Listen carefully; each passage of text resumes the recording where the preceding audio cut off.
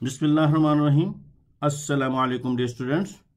Your chemistry teacher Riaz Ahmed is here.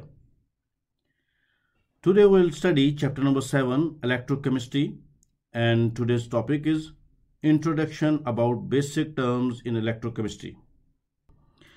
ये नीचे जो डायग्राम्स कॉम्प्लिकेटेड आपको नज़र आ रही हैं, these are not so difficult. इसको जब हम इजीली पढ़ेंगे एक एक वन बाय वन तो आप अंडरस्टैंड भी कर जाएंगे और आपको इजी भी लगेंगी. हम चलते हैं अपने लेक्चर की तरफ. और जो हमारा लेक्चर है आज का वो चूँकि बेसिक टर्म्स हैं अबाउट इलेक्ट्रोकेमिस्ट्री.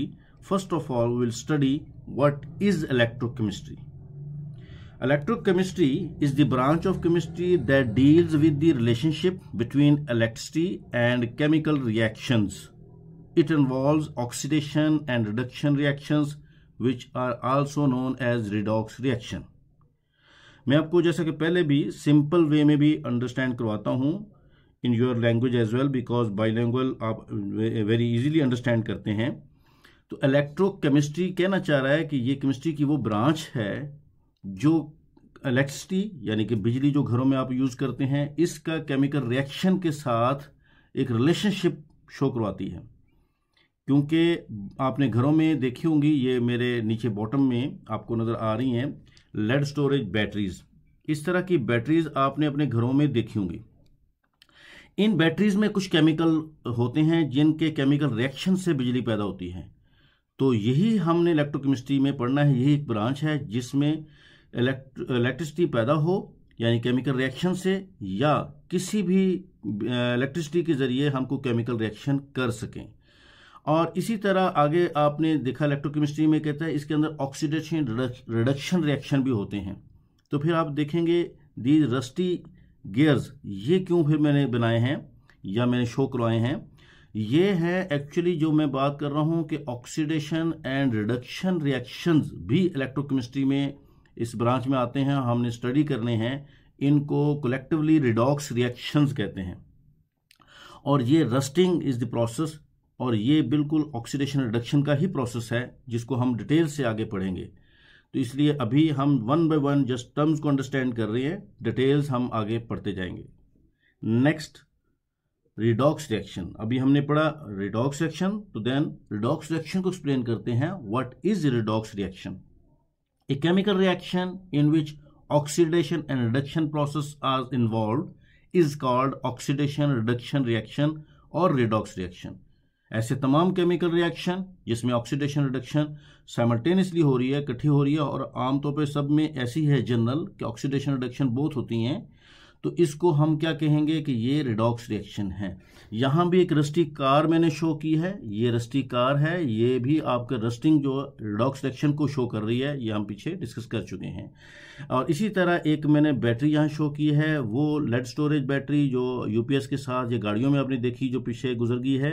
यहाँ पे जो बैटरी है ये ज़ाहिर है ये यूज़ करते हैं आप अपने रिमोट में और डिफरेंट किस्म के टॉयज़ में भी, और बहुत सारी चीज़ों में, इलेक्ट्रॉनिक चीज़ों में. इस बैटरी में भी कुछ केमिकल होते हैं जिनकी रिएक्शन से इलेक्ट्रिसिटी प्रोड्यूस होती है.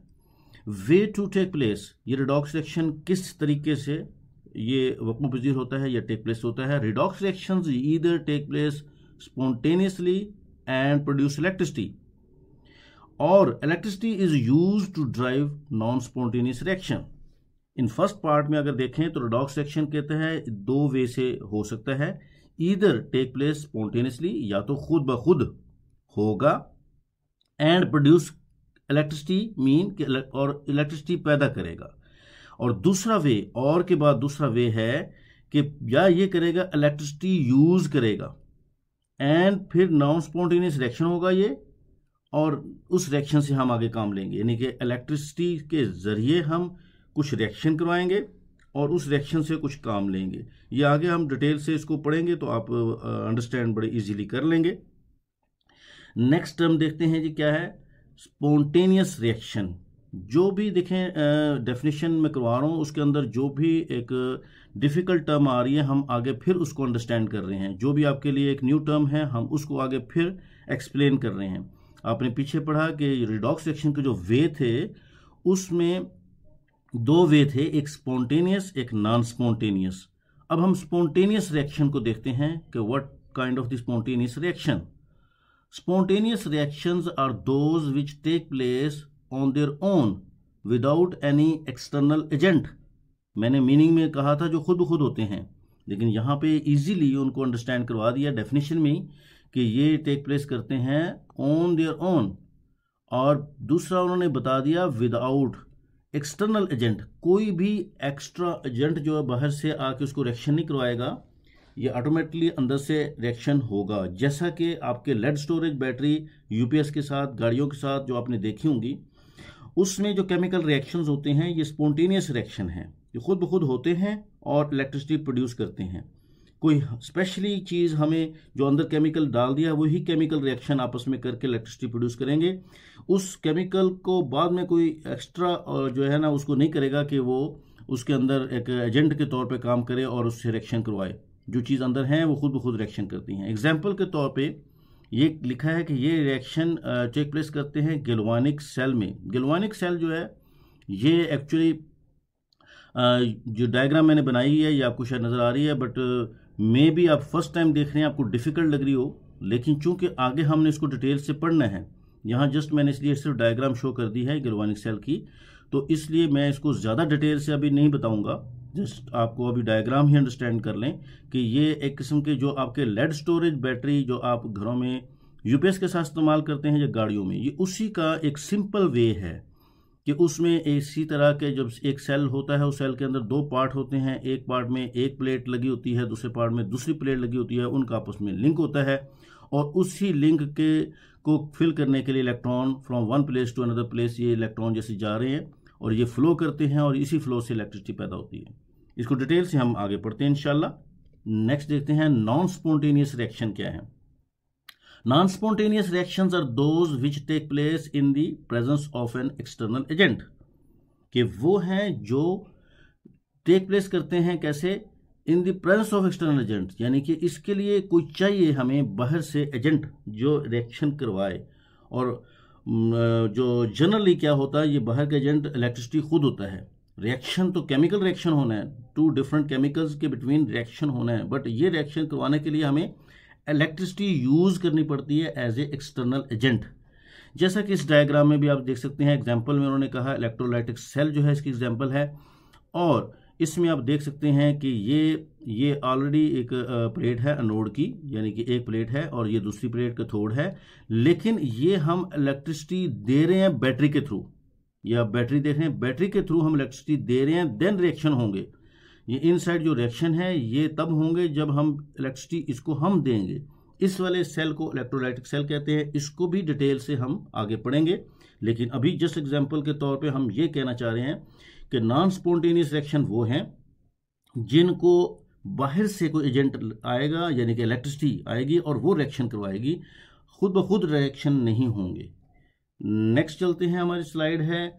अभी हमने चूंकि रिडॉक्स रिएक्शन में पढ़ा कि oxidation and reduction reaction simultaneously हो रहे हैं, इकट्ठे हो रहे हैं, तो हम उसको ऑक्सीडेशन एंड रिडक्शन रिएक्शन को बारी बारी पढ़ते हैं. What is oxidation reaction?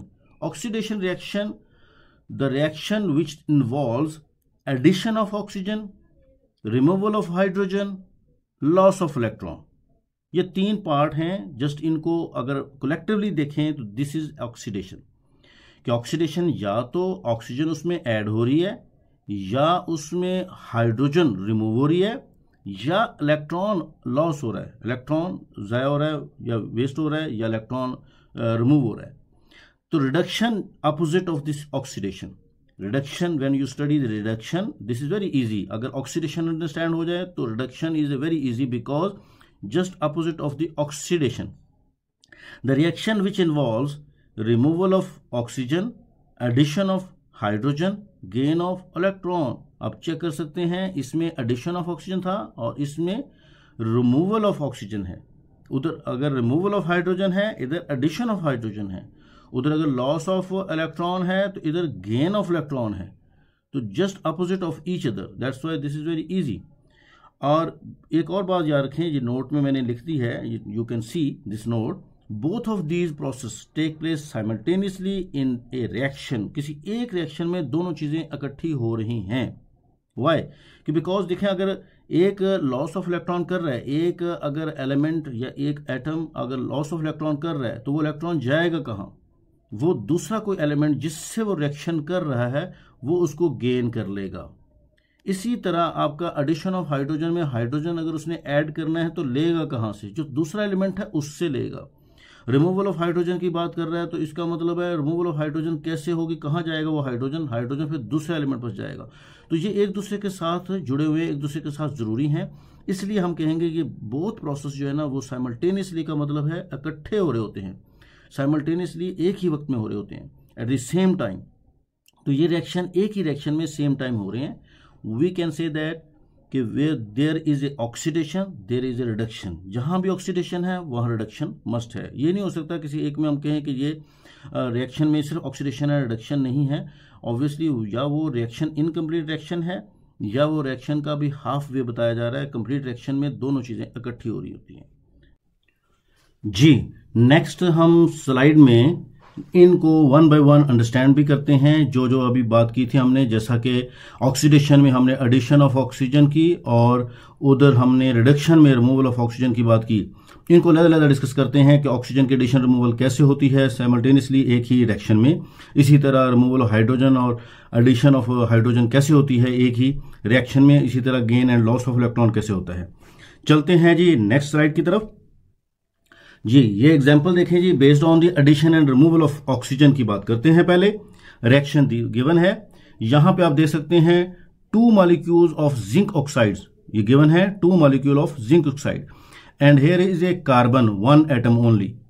अब आप इसमें वाज़ेह तौर पे देख सकते हैं वेरी क्लियरली कि जिंक ऑक्साइड अपना ऑक्सीजन रिमूव कर रहा है। ये ऑक्सीजन रिमूव हो रहा है और रिमूवल ऑफ ऑक्सीजन की वजह से ये रिडक्शन हो रही है, राइट? हमने भी यही पढ़ा था, रिडक्शन में रिमूवल ऑफ ऑक्सीजन है और at the same time carbon जो है यही ऑक्सीजन गेन कर रहा है और एडिशन ऑफ ऑक्सीजन यहां पे हो रही है और that's why this is oxidation. Addition of oxygen क्या था? ऑक्सीडेशन, हम पढ़ चुके हैं पीछे।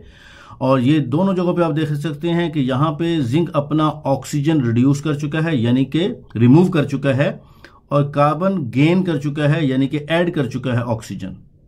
इस तरह से ये एक ही रिएक्शन में at the same time and in A same reaction both are occurring, removal of oxygen and addition of oxygen. That's why this reaction is called redox reaction, क्योंकि इसमें रिडक्शन भी है और ऑक्सीडेशन भी हो रही है।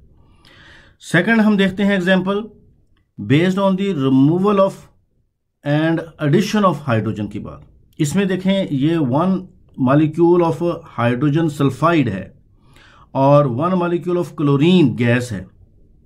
इसमें देखें हाइड्रोजन रिमूव हो रहा है, इधर जाएं तो हाइड्रोजन रिमूव हो रहा है और ये हाइड्रोजन रिमूव होने के बाद जस्ट ओनली सल्फर बच गया, बाकी हाइड्रोजन रिमूव हो गया। लेकिन रिमूव होके गया कहां? इस क्लोरीन ने ये हाइड्रोजन ले लिया है और देखें एडिशन ऑफ हाइड्रोजन यहां होके ये आपके पास HCl आ गया। क्लोरीन ने अपने साथ 2 एटम जो हाइड्रोजन के रिमूव हुए थे, ये देखें ये पूरे 2 एटम हाइड्रोजन के रिमूव हो रहे हैं और यहां पे 2 एटम ऑफ हाइड्रोजन इस क्लोरीन के साथ जो Cl2 मॉलिक्यूल था, 2 एटम क्लोरीन के थे, इनसे मिलके एक हाइड्रोक्लोरिक एसिड का 2 मॉलिक्यूल बना लेता है। तो ये at the same time same reaction में बोथ आर अकरिंग। क्या हो रहा है? हाइड्रोजन रिमूव और हाइड्रोजन ऐड भी हो रहा है, दूसरा एलिमेंट ऐड कर रहा है और एक उसको रिमूव कर रहा है, इसलिए इसको रिडॉक्स रिएक्शन कहते हैं। अब इलेक्ट्रॉन की बात देखते हैं नेक्स्ट। इलेक्ट्रॉन की एग्जांपल में देखें, this is the last slide. इसमें सोडियम, ये बड़ा जो है ना मशहूर इसकी एग्जांपल है सोडियम क्लोराइड की और आप अक्सर इसको पढ़ा भी है अपने चैप्टर नंबर 4 में आयनिक बॉन्डिंग में कि सोडियम के 2 एटम हैं और क्लोरीन का 1 मॉलिक्यूल है। सोडियम अपने 2 इलेक्ट्रॉन लूज करेगा क्योंकि एक सोडियम 1 इलेक्ट्रॉन लूज करता है।